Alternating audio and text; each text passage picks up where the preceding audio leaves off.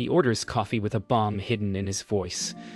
Not wires, not powder, only syllables that click like teeth in a lock. The neon outside trembles as thunder rolls across a flat horizon, and the floor hums with the weight of passing rigs. A hand steadies a receipt, a pen taps a beat, and the nonsense he murmurs doesn't feel like nonsense at all. It feels measured, like lightning that chooses where to land. A manager rehearses apologies. A bell chimes the door. A line shuffles, and the room seems ordinary until it is not. The air tight. The man's smile curdles when he is told no. Polite no. Firm no. The kind of no that keeps a soul intact. The line watches. Phones hover. The storm breathes on the windows. Somewhere far away, a map waits for a key.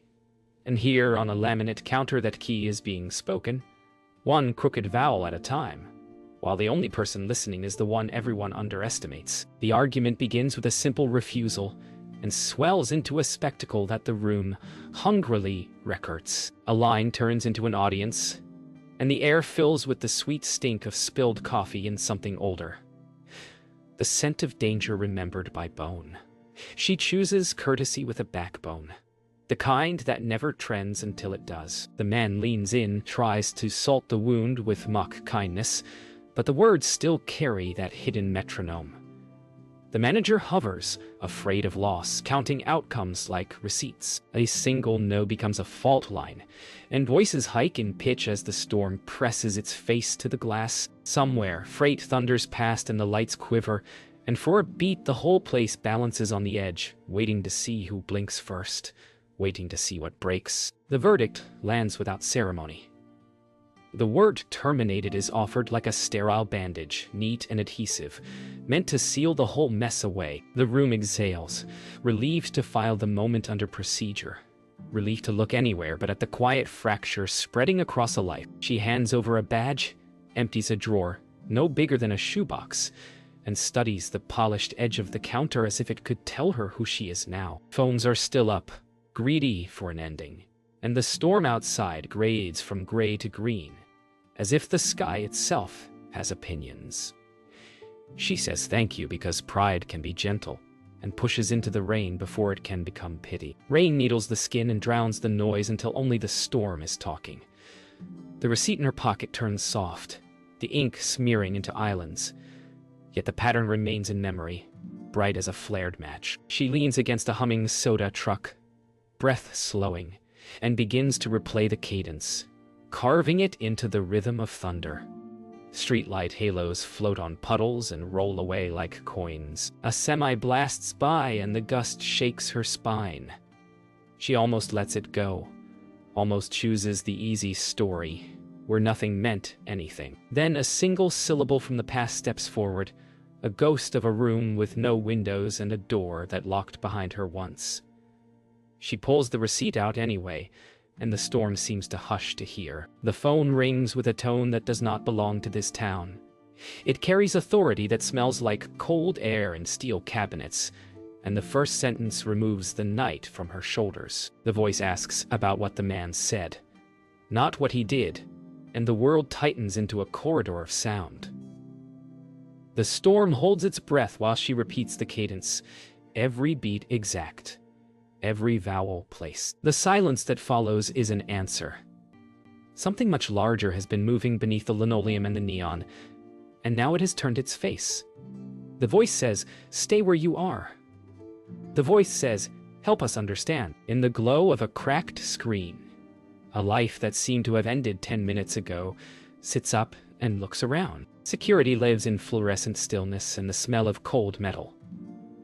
Doors breathe open and swallow shoes without echo, and the night shift inside this place has no weather except the kind that moves across screens. The questions come clipped and neutral, but intent leans forward like a hand over a flame. She answers in tempo, replaying the syllables she carried through rain, and the room adjusts to her beat the way a choir adjusts to a tuning fork. Someone scribbles, someone frowns, someone tries to soften what cannot be softened. The storm outside becomes an abstraction, A green radar curl that looks harmless until you think about hospitals and oxygen machines. She decides that what she lost at the counter was only the receipt for a smaller light. Here, the price is heavier. The risk measured in cities rather than shifts, and the only way through is to treat every vowel like a fuse. The briefing strips the night down to bones. The voice from the phone is now a face that does not blink much, and another voice threads warmth through the technicals, making room for doubt without letting it sit down. She lays the cadence on the table like a map torn into thin ribbons, and the ribbons rearrange themselves as the room breathes with her counting. She remembers a shipboard compartment where the air tasted of copper and secrets, remembers the cost of a single misheard consonant, and uses that memory as a whetstone. They ask for repetition. She gives it at quarter speed, then half, then full, like teaching someone to walk again. When the silence arrives, it is clean, and in it lives a choice: believe the ear that worked in salt and static, or wait for a disaster to confirm it. Doubt arrives in polite packaging. Credentials clear throats before their owners do, and statistics are arranged like chess pieces meant to corner a memory. She does not defend herself so much as defend the pattern, explaining how breath rides numbers and how the pauses are not pauses but punctuation. Someone suggests coincidence, and she lets the word sit there until it wilts, then taps out the same sequence on the metal table, producing a music that is not music at all. The room's temperature seems to drop. The room's temperature seems to drop. There is no anger in her, only a steadiness that once held a headset through 16 hours of rain on steel. In the end, the critique falls back into procedure, requesting verification paths and independent checks. She nods. The work does not need victory to continue. It needs accuracy, and she harvests it one beat at a time. She closes her eyes and rebuilds the moment, molecule by molecule. The coffee steam becomes fog over a winter harbor. The coin against the counter becomes a buoy bell. The muttered numbers become coordinates only if you press them too hard. Instead, she lets them float, lets the cadence find its own gravity, and something clicks into the shape of cycles. The storm on the screen is not just weather but timing, and the spacing between the man's syllables mirrors the spacing between thunderheads as they ladder north. She speaks this aloud, and the room's heartbeat aligns with it. A collective recognition that turns ink into electricity. A path emerges, thin as a spider thread, strung between radar loops and a stranger's mouth. The breakthrough does not shout. It gathers itself in the margins of screens, in the lint of tired eyes, in the way a storm cell splits and rejoins like teeth biting down. She outlines the cadence against the radar loop, and the match is imperfect in the way living things are imperfect. Yet the fit is unmistakable. Roots surface from the noise grain elevators with forgotten leases. Microwave paths once licensed, now gray. The room moves from skepticism to logistics without announcing the change. Lists blossom, calls are placed, and the storm's clock becomes their clock. She feels the velocity of consequence pick up, the tug that means leaving the safe circle of analysis. Somewhere the rain is still talking to the glass, but here the voices are sharper, lighter, as if they can already see a set of lights that will not go out. The yard hums like a hive built of wire and weather, and the wind carries a mineral tang that tastes like coins. Fences shiver, insulators gleam like wet bones, and beyond them, wheat moves in slow waves, as if the land itself is breathing. A veteran of storms walks the rows with a gait, earned the hard way, naming hardware, the way some people name constellations, and the names stick because they are attached to consequence. Questions arrive measured, not to challenge, but to align, and answers come back in the same careful tempo. The pattern from the night before settles into this new soundscape, riding on the thrum of transformers, syncing with the intermittent click of relays testing themselves. It becomes clear that the message was never about words. It was about timing and distances, about what can be seen from which roof when the sky rolls green and sirens practice their lonely songs. The problem is suddenly mechanical and human all at once. The road unwinds like magnetic tape, spooling past fields and derelict spurs where freight no longer stops. Elevators rise from the plains like cathedrals to grain, their blank faces giving nothing away.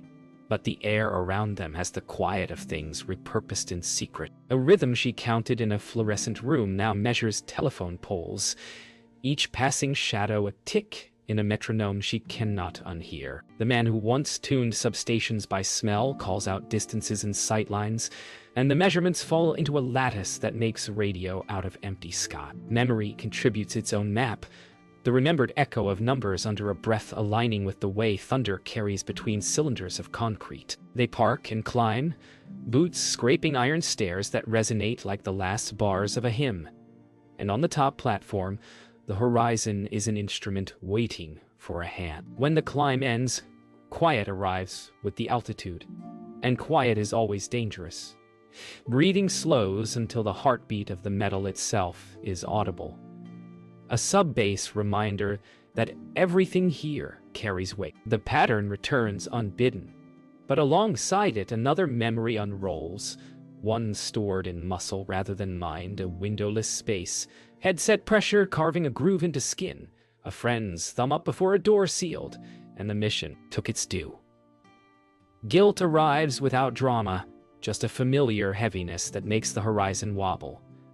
The temptation to retreat into procedure bubbles up, to let checklists protect what grief can't. Instead, the eyes stay on the fields, counting towers, counting road miles, counting seconds between the first flash of distant lightning and its roll.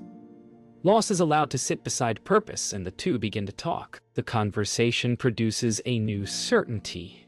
The code was written for this view. Back on the ground, the work becomes arithmetic with wind in its hair.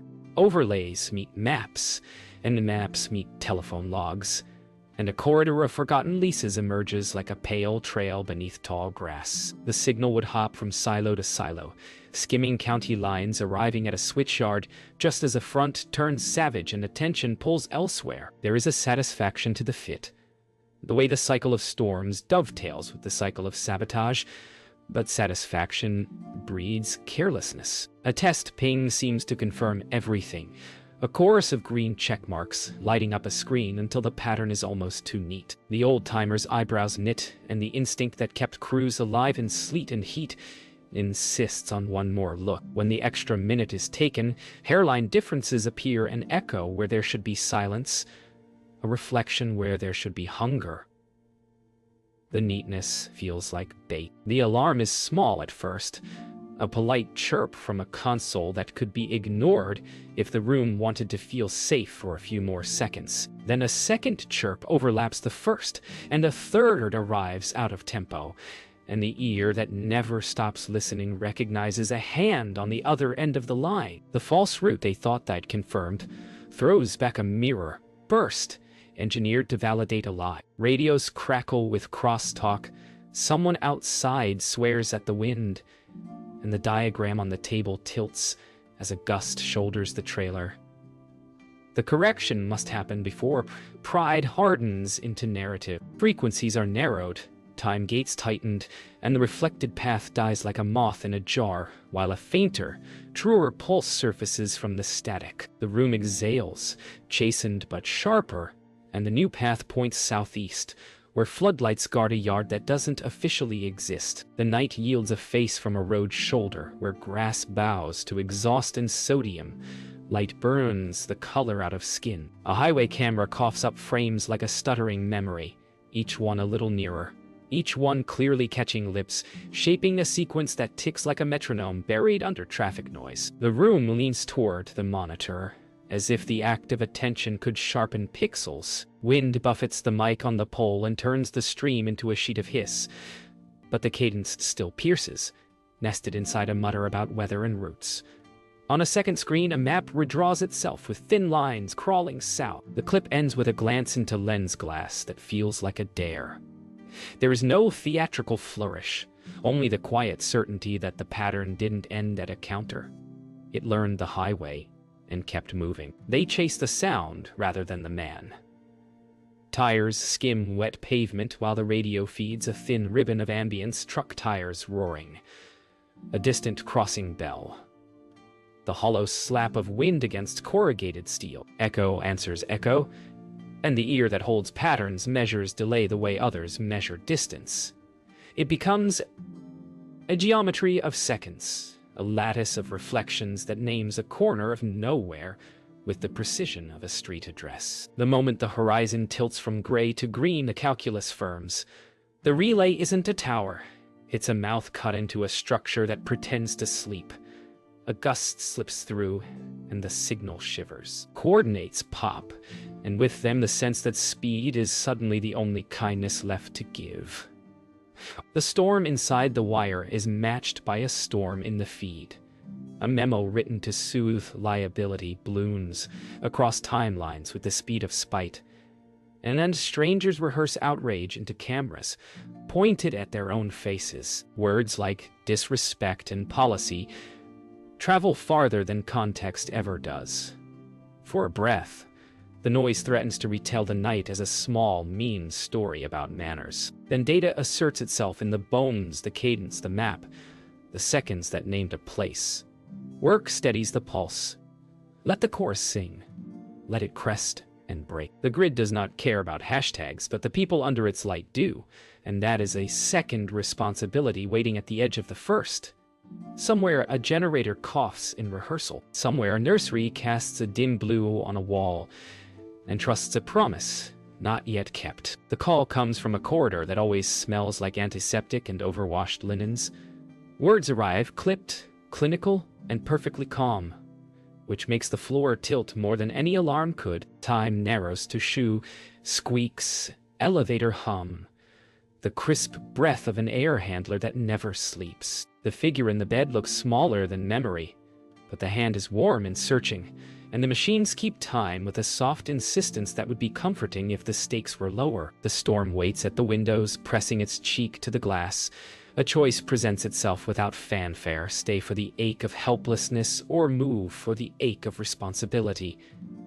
The answer is not clean, but it is clear. The fingers release, promising return, and the corridor spits her back into weather that has no patience for soft edges. Back under the cold glow of screens, the pattern refuses to settle until the sky itself is folded into the key. Not just radar loops, but the shear that tears them the way wind stacks, in layers like stanzas and forces, storms to speak in different registers. She dials the cadence against the tilt of the atmosphere, and hears the false beats fall away. What remains is lean and mean, a spine of timing that lands at the same coordinates again, now with confidence that feels earned rather than wished. Orders shift from maybe to must. Routes are redrawn, crews spun up, contingency trees pruned to the branch that will carry weight. Outside, thunder counts down. Inside, pens stop moving. A breath is taken together, the kind before a door opens and the night decides what story it wants to be. The plan fractures into purposeful lines, each thread running toward a point on the map where concrete pretends to be quiet. Orders move like current through copper, cleaned without sentiment, and the night takes on that rare clarity, when fear is not absent but organized. One voice anchors the comms, shaping the route into syllables that can be followed under rain. Another voice answers from a room of screens, pruning rumor from signal and tying loose ends short. The oldest voice speaks through engine rumble and the rattle of tools, naming hazards that only experience remembers. Headlights ghost along gravel where weeds hunch against wind. Birds startle from eaves that once held grain dust and now hold secrets. By the time the target rises, the teams have learned each other's breathing. The storm gives a warning drum roll across sheet metal. The approach begins, slow and deliberate, as if asking the building for permission to tell the truth. The approach narrows to the width of a door and the length of a breath. Corrugated walls creak like an old ship, learning a new sea, and the smell inside is a mix of dust, oil, and rain. Footfalls are mapped to memory, toe then roll, deliberate and quiet. The first chamber opens on a museum of obsolete machinery, belts slack, pulleys grease dark, ladders leading up into rafters where pigeons once kept their own weather. The ear waits and finds a whisper that is not wind. It rides the rumble of the storm, a thin metallic shimmer that repeats at intervals no accident would choose. The cadence threaded through strangers and highways lives here now, tucked into a cavity and exhaling through vents disguised as fatigue. The team speaks in clipped syllables that do not invite echo. Every wire is judged by its age, every junction by its heat. The second door yawns, and the path tightens again. The heart of the place is not where the plans say it should be. It is tucked behind a false panel, the paint slightly younger, the screws a touch less tired. When it swings loose, the lie glows. Cheap microwave gear, dressed in farm clothes, hums with intent, cables bundled with twine, a power strip zip-tied to a rusted brace like a confession. The intervals that teased maps and taunted screens now pulse as visible light on a dirty diode. It is a language built to hide in plain sight, the cadence of weather stitched into the backbone of industrial quiet. The hand that reaches to sever it pauses, then retreats, because cutting noise can also cut proof. Instead, a diagram is made out loud, so the person at the other end of the system can feel the diagram in their jaw. The recorder catches the pulse. The pulse catches its own reflection. Somewhere outside, the storm applauds with a slow, rolling hand. The presence at the edge of the frame steps forward without hurry, as if called by the very attention focused on the machine. There is no dramatic entrance, only a shift in air and a piece of floorboard that complains in a new register. Voices find each other and square up, not raised, not reckless, both knowing the first loud sound decides who bleeds. Rain deepens and turns the roof into a drumhead held tight. The cadence that lured them across counties slides back into the room, this time with a human mouth attached. It tests the perimeter of resolve, almost friendly, a snake checking a boot. Hands hover near metal that would end the conversation forever, yet the math refuses to carry. Proof is still needed. The old lesson returns, the one about tempo and intention. Words can be more than threats or gifts. They can be tools that loosen fasteners without leaving scratches. The room becomes an instrument, and the quickest way to take it apart is to play it better than its maker. She inhales until the noise of the storm fits inside the quiet between her ribs, then gives back the sequence she carried from neon and rain to concrete and steel. Not a copy, a counterpoint. Each vowel lands half a breath off the original. Each beat nudges the machine out of step with itself, turning the mirror into a tunnel that never returns the same face twice. The light on the diode falters, then stutters into a harmless cough. The relay searches for a master that is no longer in command and settles for silence. Hands that were still are suddenly useful, collecting, securing, preserving the thing that tried to hide as weather. No one cheers. The storm retains the right to be loud. The work retains the right to be quiet. Somewhere in the county, a nursery light does not flicker. That is enough. The sky lowers until it feels like a lid, and the first strike lands with the weight of a verdict. Metal answers metal across miles, and the grid folds at the weak seams. One substation after another, stumbling like boxers who forgot their feet. Generators cough awake in hospital basements, and then falter as if surprised to be needed. The radio turns crowded and raw. A voice at the center cuts through the static and puts breath back into order, measuring seconds between thunder and flicker, setting a rhythm that crews can hold even as hail needles skin and turns gravel into shrapnel. The map on the dashboard changes faster than eyes can swallow, green to red to gray. Somewhere a siren coils up and stays there. The plan becomes muscle, and muscle becomes habit. The first reroute is ugly, and it holds anyway. When the next surge rolls in, the lines do not sing with panic. They sing with work. The reattack slinks in on the back of the storm, a thin thread of commands masquerading as noise. Screens bloom with polite warnings that do not match the pulse in the room. The old trick tries again, dressing sabotage in routine, and nearly succeeds until attention thickens and the geometry shifts. The voice on the floor requests a silence that is quickly honored. Breath stills. Keystrokes slow until they align with a quieter tempo under the hiss of rain on the roof. The false cadence reveals its mirror, and the mirror is turned. A rule is written in the air and then typed once. Clean. Traffic shunts into a dead alley that looks like home but does not lead there. The pressure drops. The board clears. The storm is still a fist on the windows, yet the machines in this room breathe like animals that trust their handlers.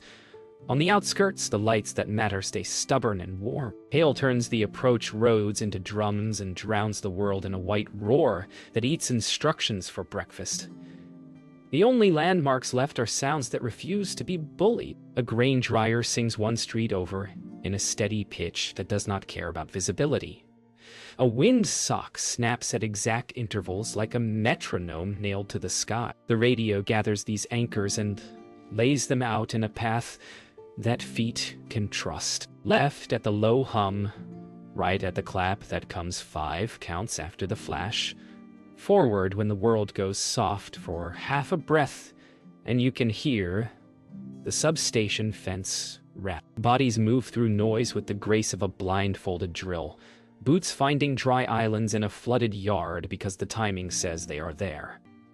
By the time the hail thins, the path has become memory that no storm can erase. In the place where hope is measured in digits per minute, light is a covenant, and darkness is a thief. The first flicker is a knife across the room, and every breath in plastic slows.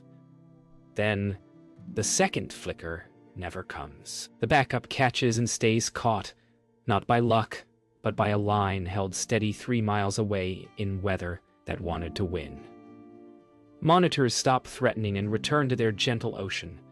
A child's cry lifts and falls and lifts again. A nurse laughs without meaning to and wipes at her face with the back of a glove.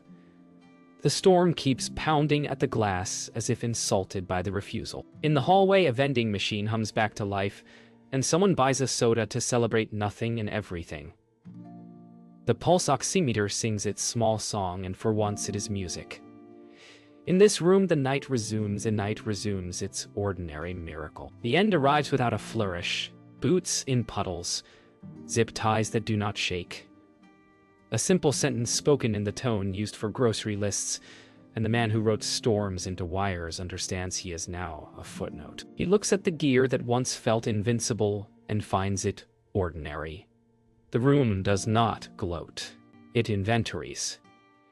Evidence is recited in careful sequence while distant thunder finally begins to spend itself. A truck door thunks, and the sound is absolute.